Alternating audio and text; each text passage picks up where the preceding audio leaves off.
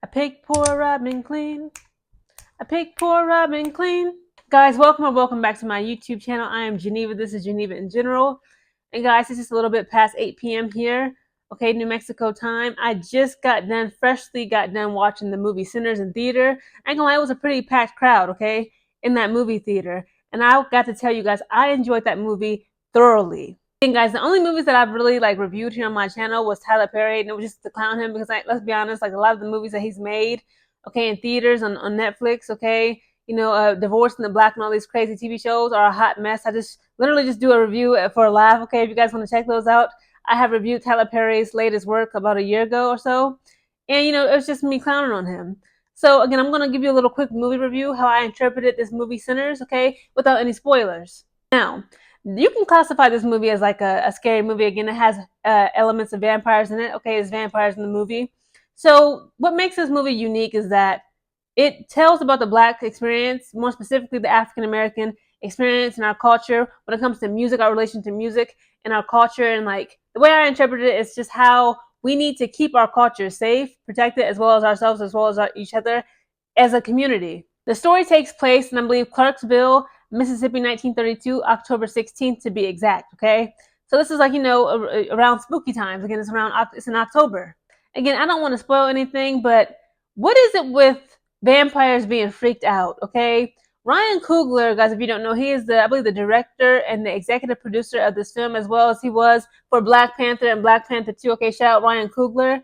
It was a lot of it was the theme was coochie eating. I'm sorry, but guys, again, this movie, okay, and this review is not for children. Okay, the movie is rated R, but we got to talk about this. There was a very heavily what's the word? It was very fixated on orally pleasing women. Again, I swear to God, okay. Again, I'm just gonna tell scenes here and there and how I interpreted it. But it was at one point one vampire. Again, vampires are very oftentimes the movie portrayed as being very seductive and very charming, very handsome, attractive. I guess this is all a part of their scheme to get their victims, because again, in this movie, these vampires are freaked out. Okay, at one point, one of the vampires, I ain't gonna say no names, he was trying to get one of them, trying to seduce one of the women.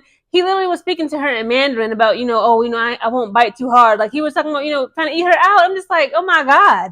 Again, I grew up on Twilight, okay? I was a Twilight nerd. I was Team Edward, okay? I like Team Jacob too. I was, with the werewolves. But, I was more so on Bella and Edward's side, okay? Even then, okay, that was more geared towards the preteens and teenagers. The vampires are very much portrayed as being seductive, attractive, handsome, pretty, and it's all just a scheme to lure in potential victims. So besides the sexual and sensual elements, okay, it's a one particular scene in this film where you have, it was it literally just showcases African American culture throughout the history of Africans, in the world, Black people, okay? And one part of the movie, okay, it's a scene where they're all gathered in this house, in the 1930s in Mississippi. They're playing the blues, okay? It was a live performance. They're playing the blues. They're tap dancing. They're doing their thing. They're just really enjoying themselves, having a good time. And then, you see, people in the crowd, Black people from, medieval Africa, doing the footwork and foot dances that a lot of African Americans do to this day here in America. And then you see Black people in the future, in modern times, kind of doing the same dances. Again, it was just so cool just to see that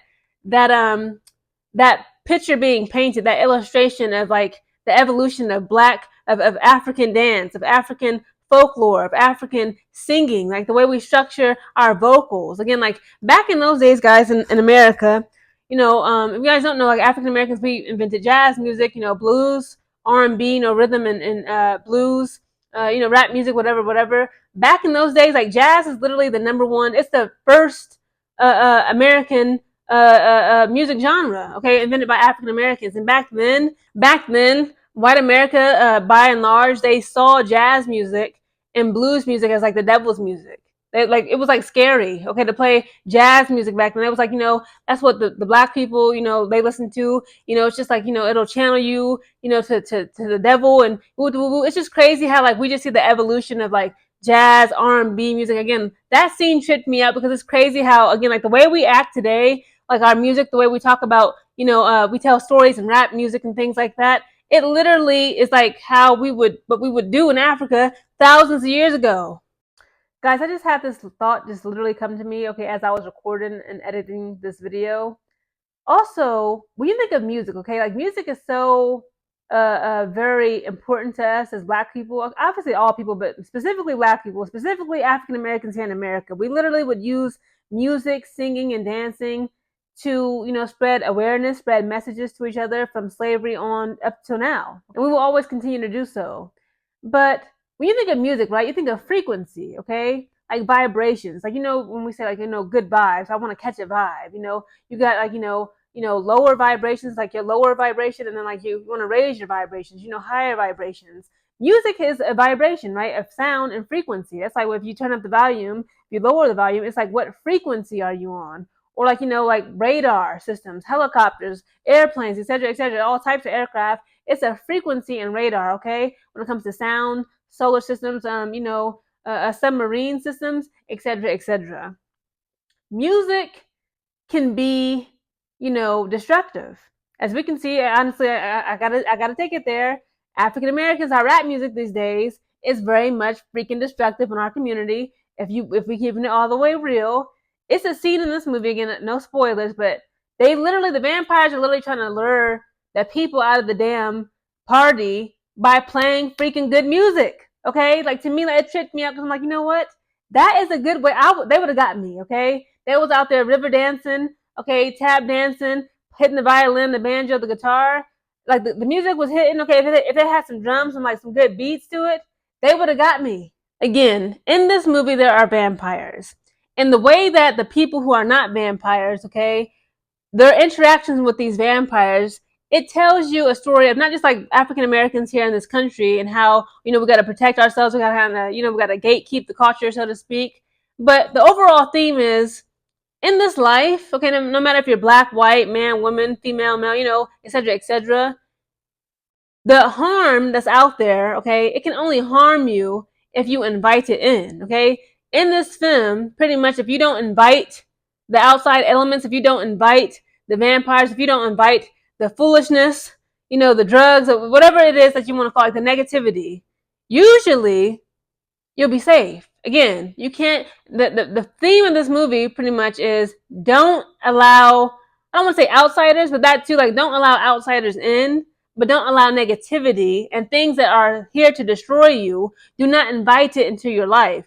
When you don't invite it into your life, it will not affect you, and it cannot cause harm on you. Which is so much like African American culture from back in those days. During that Jim Crow era, such as hoodoo. Okay, I've heard of voodoo, but hoodoo, I did not know anything about. Okay, I'm not one that's like, who believes in ghosts, vampires, and, witches, of course, they exist. People, black women in America, some in the deep south and all over the world still practice like, witchcraft and spirituality, and that's fine. But, ghosts and vampires, again, if I ain't seen it in real life, to me, out of sight, out of mind. Overall, guys, I give Sinners 10 out of 10, 5 out of 5 stars. I really enjoyed this movie. Again, it was just so much going on. And again, this is just my first watch. I might watch it again sometime this weekend to see if my friends will be free, because it's like I know it's some elements that I had missed out on. But again, I find it very interesting, guys. I know I'm not the only one. How vampires are very much, portrayed to be very seductive, like a seductress, if you will. Okay, when you think about it, like the neck is a very erogenous zone.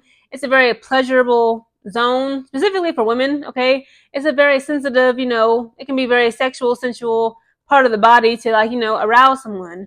And the fact that vampires, they usually feast, okay, they literally suck the blood, and they put their fangs, they penetrate you with their teeth in like a very erogenous zone. Again, guys, this movie, it was funny. It was sad, it was humorous, but it was also freaked out. Okay, them vampires were freaked out.